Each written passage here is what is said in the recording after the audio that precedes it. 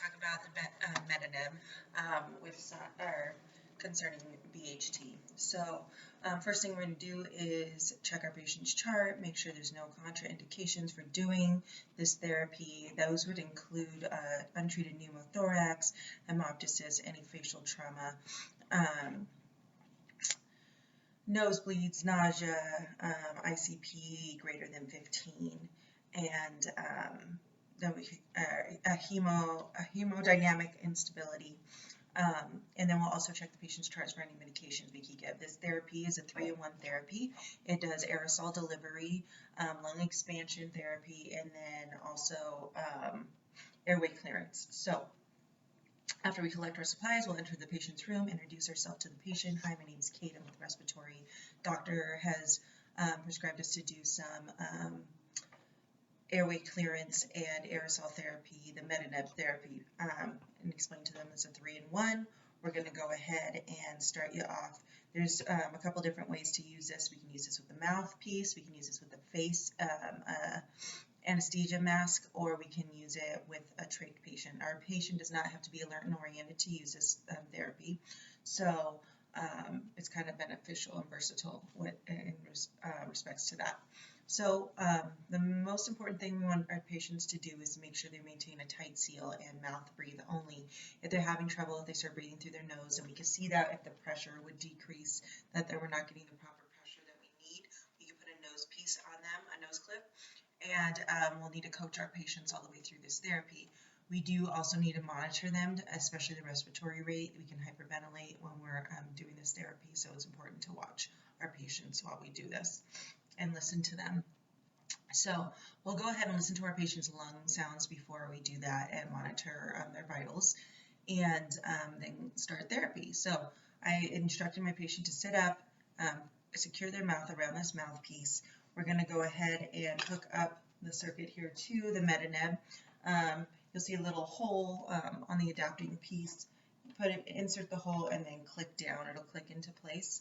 Go ahead and turn on the Metaneb. There's a little switch on top here. Click it on. And we'll start the therapy off on the lowest flow setting and on the aerosol setting, which is in the middle knob here. We'll do that for about 2.5 minutes. And just to make sure that our patient is starting off on the easiest setting, and we'll watch on the manometer here. We want them in between 10 and 20, their pressures. And so we can increase the flow for not reaching that, but a lot of the times it has to do with the seal that the patient's getting. So we can make any adjustments we need to while we're giving the aerosol therapy. Now we're going to kick it up into high gear. So we'll click it up here to the continuous high flow oscillation. While we're doing that same thing, we'll be watching their pressures. We can see their chest, their cheeks kind of puff out during the therapy, indicating that they do have a nice tight seal. It is quite a bit, so we'll do 2.5 minutes on that if the patient can tolerate it. We can also increase the oscillation frequency here, a little faster or slower. Again, always monitoring their respiratory rate and their pressures. Then we'll go ahead and click it down to the aerosol therapy. Give them a little bit of a break. It is a workout. Continuous positive expiratory pressure. So that's like the CPAP part of the device. We'll go ahead and, the easy part of the device. We'll go ahead and do that for 2.5 minutes. Meanwhile, again, we can adjust the flow. We can adjust also, I didn't show you this earlier, the resistance on this guy here. 1 is going to be the easiest, 2 is going to be a little bit more difficult, and 3 being the hardest. So if we have a vented patient, this whole piece comes off. There's a black adapting piece that will that you can put on there, and it'll close off that whole air hole there as well.